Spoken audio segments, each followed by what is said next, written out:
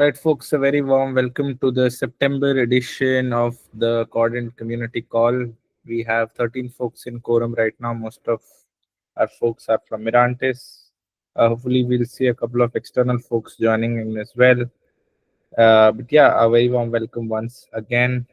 Today, the call will be short. We'll just be talking about I mean, a quick members to the quick introduction to the new members on call. I don't see a lot of new members, although I see new members from our Mirantis team.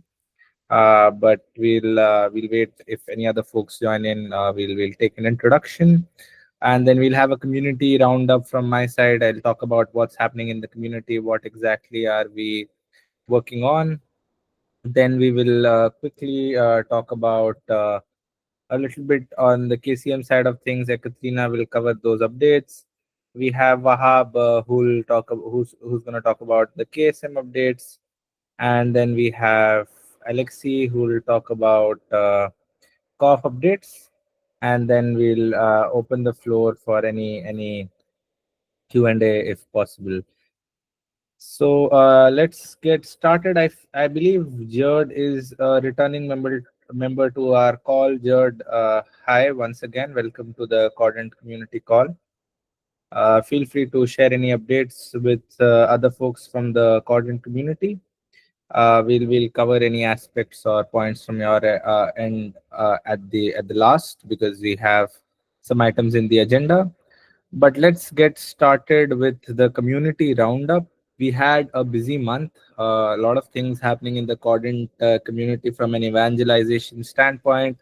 We have a CNCF webinar coming up next week, which is recorded by Simon from Project Sweltos. He is one of the maintainers and is also leading a lot of community for them. And then Wahab, who's working on KSM, both of them recorded a CNCF webinar a couple of days ago, and I have shared it with the CNCF already. So hopefully we'll have it out on October 2nd, where we talk about state management, what Sweltos is and what k0rdent is, why we have chosen Sweltos as one of the tools to be used under the hood of the state management side of things. We have k0rdent 1.3.1 out already, which saw a lot of updates on the KSM side of things. 1.3.0 saw a lot of updates on the KCM side of things, which Ekaterina will cover.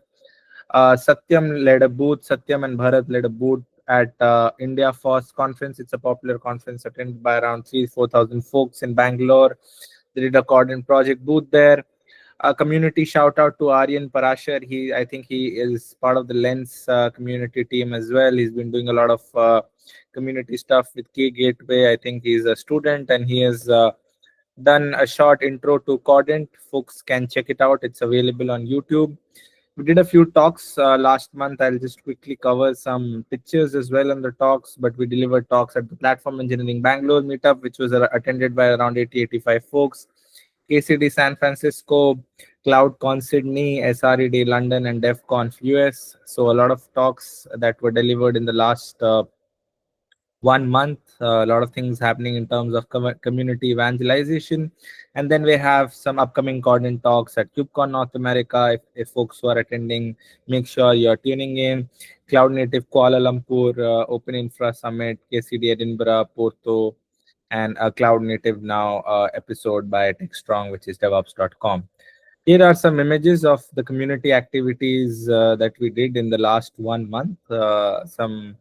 Some images from our talks, our booths, the platform engineering event that we organized. We are looking to organize a couple of more platform engineering meetups driven by the k0rdent community in around London, Paris, and Amsterdam, and then we'll have one in Bangalore in November, which is supported by Nutanix. So that's all on the community roundup side of things. I'll allow Ekaterina to take over from here to talk about the updates to the k0rdent cluster manager. So Ekaterina, the floor is yours. Thank you so much. Hello, everyone. I'm Ekaterina, a developer on the k0rdent project from the cluster management team.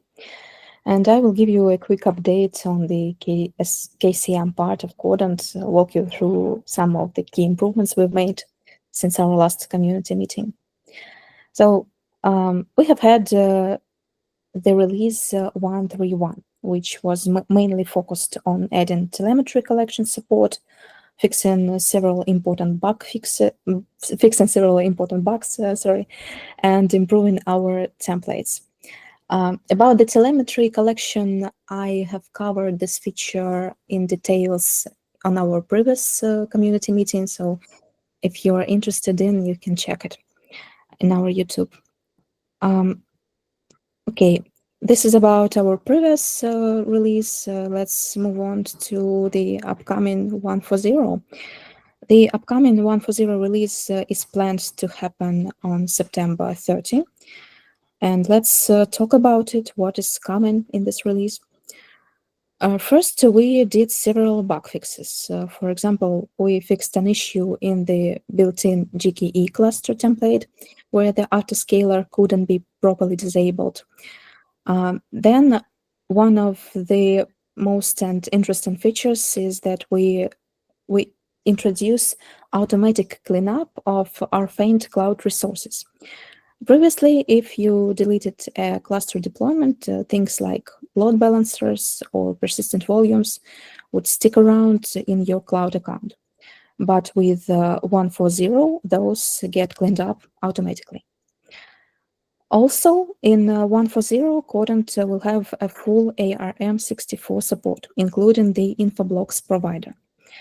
Recently, Cluster API provider Infoblox released 0.1.0 version with the full ARM64 support. So now k0rdent also fully supports ARM64 without any limitations. The next thing is that we updated our built-in templates to support of K0s network providers overrides. With the new templates, you can override K0s network settings in both the standalone and hosted built-in templates. And finally, I wanted to mention the new functionality in k0rdent 1.4.0. It is the support of regional clusters. This is the thing that we started working on in this release. This is deployable, but with a couple of limitations. But before going to limitations, let me take a moment to explain what is it, what's regional cluster, why is it needed. So the main idea comes from one of the challenges we've been solving in k0rdent. It is keeping hosted control plane pods properly separated from the mothership cluster. Separated both from a network and a security perspective. And until 1.4.0, everything, all KCM components, including the API, cluster resources, everything ran in the management cluster. But with regional support, you will now be able to register another cluster as a regional cluster. And as a result, you will get the following setup. The management cluster is focused on control plane operations. It acts like a single pane of glass, a single place to manage cluster deployments, credentials, backups, templates, and so on. And the regional cluster is where user workloads and related cloud infrastructure actually create. So how does this work from the k0rdent KCM side? You register a cluster as a regional one by creating a region object. It is cluster scoped and looked pretty similar to a management, but it also references a secret with the regional cluster kubeconfig. This feature also introduces a split in our components. In the regional cluster, you will have the cluster API providers and cluster API operator. Also, Velero, cert manager, and cluster identity resources will be created in the regional cluster. And in the management cluster, you will have all regional components as well, since the management cluster can be used to host cluster workloads as it used to be without regional support. And according to regional components, you will have k0rdent KCM controller and k0rdent API, plus Flux helm controller and source controller. As we have for management, in the region object, you can customize which providers get enabled in each region. For example, maybe region 1 runs OpenStack, while region 2 only runs AWS. Only the necessary providers will be installed in each case. And to deploy a cluster in a specific region, you will need to create credential object and specify the region name in the credential spec. Then you need to refer this regional credential in the cluster deployment. So when a cluster deployment points to that credential, all of its resources will be created in that specific regional cluster. In 1.4.0, regional clusters will be already deployable, but I mentioned that we have a couple of limitations.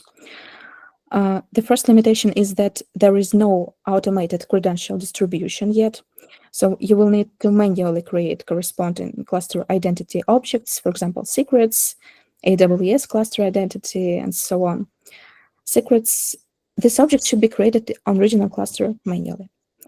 And another small limitation is that the kubeconfig secret that points to the regional cluster should exist exactly in the system namespace. But the next steps will be, as I said, the credential distribution support and allowing to register any existing cluster deployment as regional cluster.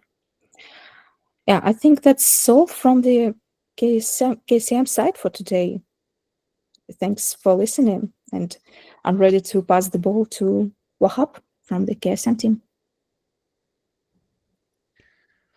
Hi, thank you, Katerina. Hi, folks.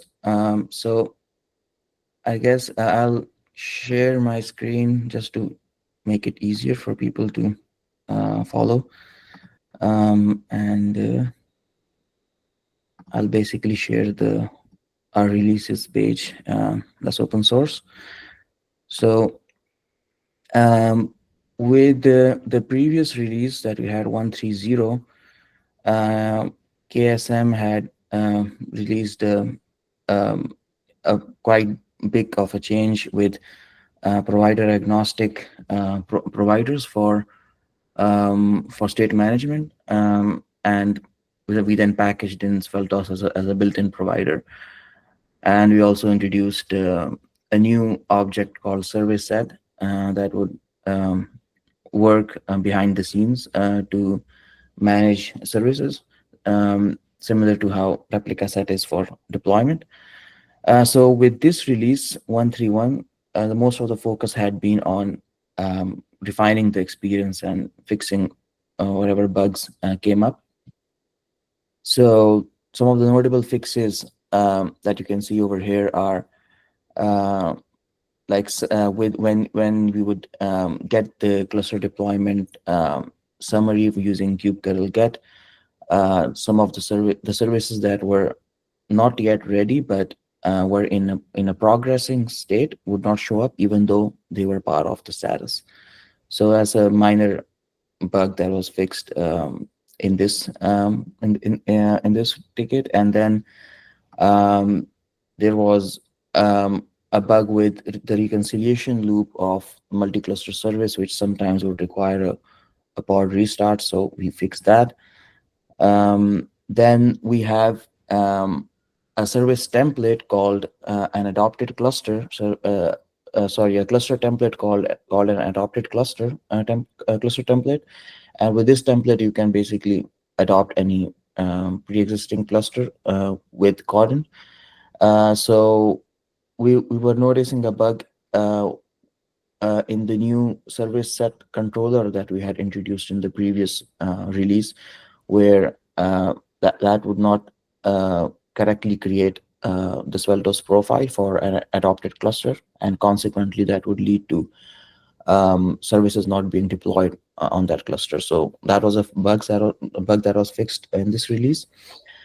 And then the final one is that, by default, the model that KSM adopts is that if a cluster stops matching the selector labels of a multi-cluster service, then all of the services that are defined in the multi-cluster service gets deleted from that cluster.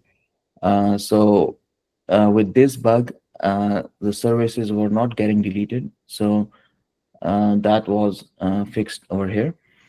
So these are some of the major improvements and bug fixes that happened in this release.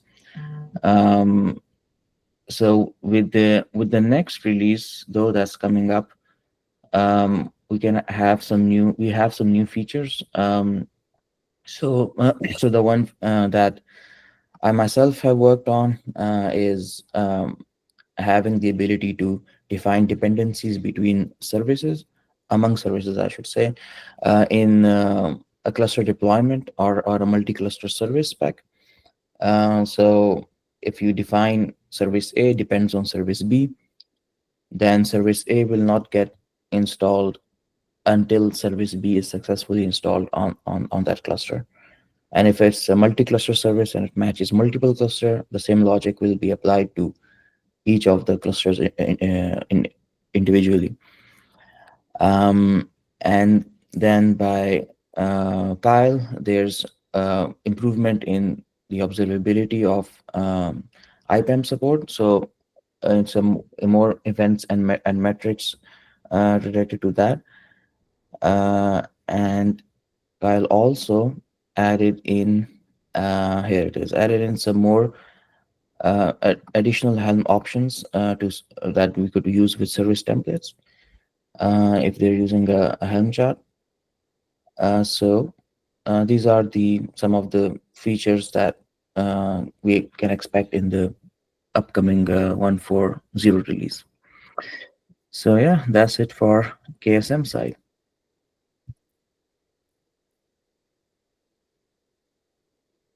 I'll stop sharing my screen now. Thank you so much, Wahab. I think we'll open the floor for any questions post Alexei covering the updates on COF. So, Alexei, you can go ahead and share the updates we have on the COF side of things, and we'll then open the floor for any possible questions. Yeah, sure. Thank you. This time I don't have any demos, so I'll try to be quick. The main set of features we continue to work on this release and in upcoming release.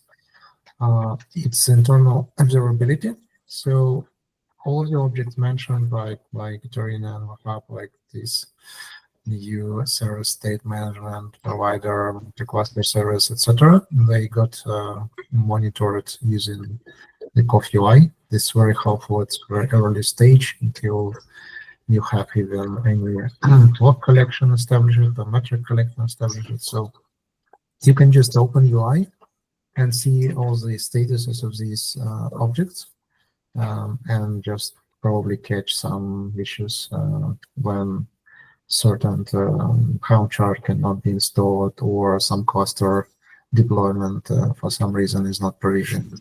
Maybe because of you have some issues with your cloud provider or something like that. So previously we relied on a few extra components like for the cluster API, it was cluster API visualizer, and for the Sveltus objects, we had Sveltus dashboard. So now everything is encapsulated in just the COF UI, and we don't need these third-party tools anymore, because anyway they didn't cover cluster deployment of our wrappers around internal cluster or Sveltus objects. So that's the first group of features. The second was dedicated to improving in the log collection. We introduced support for annotation-based discovery for logs. Previously, you had to customize the collector's values. If you have any specific, log format or something like that, you had to add it manually probably to the values. Now it's possible to just override the part of the configuration responsible for that in writing your bots annotation, like the file, I think it does. So that's quite convenient, I guess, in some cases. Also, we started to collect Kubernetes audit logs and stored them in the Victoria logs. So this type of logs kind of has nested, objects which were not so properly handled by like Grafana and the data source plugin for Victoria logs. So we have to flatten them to have a more manageable structure. So this is some sort of improvements in logging, as well as the key value log parser. We also introduced whenever we need to parse some specific key values, which we had, I guess, in some K0s log format. So this also supported now. And the last part, we started a big part of work of extracting Istio, and recently we added also the support for adopted clusters in Cove. In the even future releases, we will probably extract Istio automation from Cove into separate k0rdent catalog that you could kind of just provision your k0rdent clusters in a single service mesh based on Istio, and the clusters could communicate.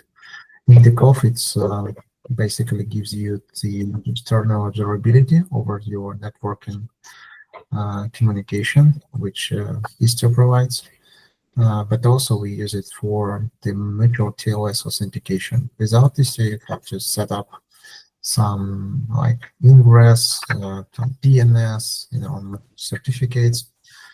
With Istio, it's much more simplified. Istio handle this automatically, and the automation we had in the Cove just creates all the necessary certificates out of the box and exchanges the information of the services endpoints across all the clusters for Istio service map controllers.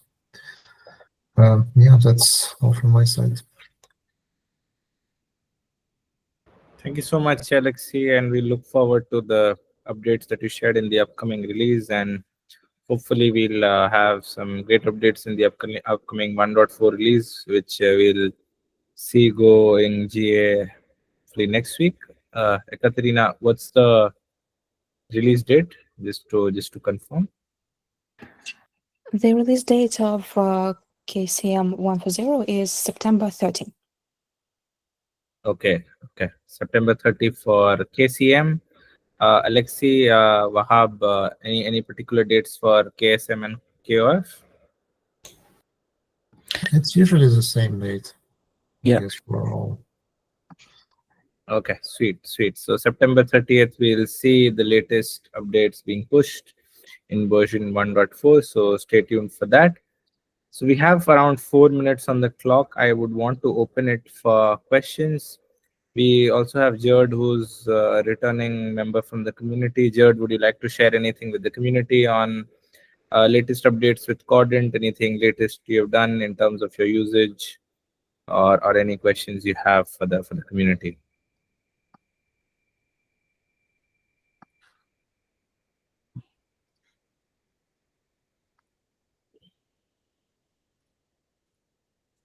Jared, if you're speaking, you're on mute.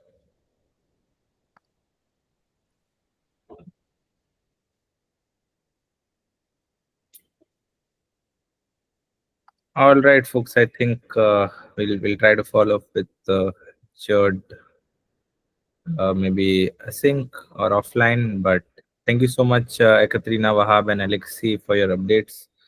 We'll wrap this up 3 minutes before our end time.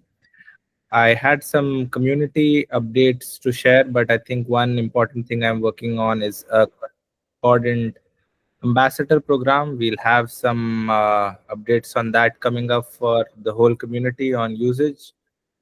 And yeah, we'll share that with everyone soon in the k0rdent Slack channel, as well as the overall k0rdent socials. Carl, you had raised your hand. Do you have any questions? No, I was trying to hit the clap button and hit the wrong hand. Okay, no worries, no worries. All right, thank you so much, everyone, for joining in. Jared, if you missed out on sharing, okay, Jared suggests sorry, currently preparing food for the family. Can't talk right now. All right, Jared, we'll look for your updates sync. But yeah, thank you so much, everyone, for joining in, and see you in the next call, end of October. Thanks, everyone. Bye. Thanks, everyone. Bye bye.